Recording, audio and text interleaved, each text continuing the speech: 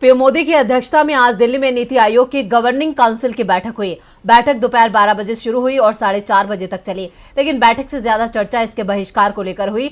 8 राज्यों के मुख्यमंत्री इस बैठक में नहीं आए, तो क्यों नीति आयोग की बैठक से राज्यों ने बनाई दूरी, देखते हैं ये रिपोर्ट। दिल्ली में आज नीति आयोग गवर्निंग काउंसिल की 8वीं बैठक हुई। पीएम मोदी और करीब 2 दर्जन राज्यों के मुख्यमंत्री ने बैठक में हिस्सा भी लिया, अपने अपने राज्यों की योजनाओं को सामने रखा। 8 विषयों पर महत्वपूर्ण चर्चा की गई, जिसमें 2047 तक विकसित भारत, MSME पर जोर, इंफ्रास्ट्रक्चर और इन्वेस्टमेंट, अनुपालन का बोझ कम करना, महिला सशक्तिकरण, स्वास्थ्य और पोषक, कौशल विकास, क्षेत्र के विकास और सामाजिक बुनियादी ढांचे के लिए गति शक्ति शामिल है।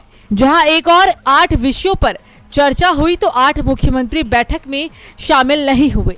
राजस्थान के सीएम अशोक गहलोत ने खराब स्वास्थ्य का हवाला दिया, जिस कारण से वो बैठक में नहीं आ पाए, तो ओडिशा के सीएम नवीन पटनायक ने पहले से निर्धारित कार्यक्रम में हिस्सा लेने की बात कहते हुए बैठक से किनारा कर लिया।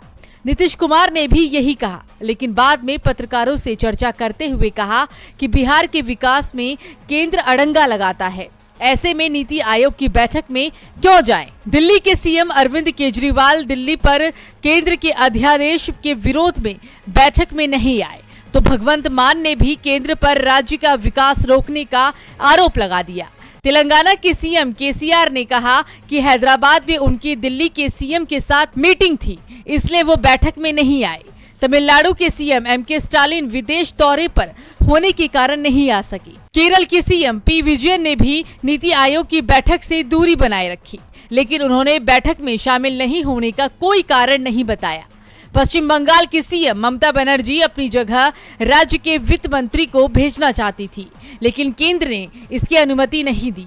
ममता बैठक में नहीं पहुंची।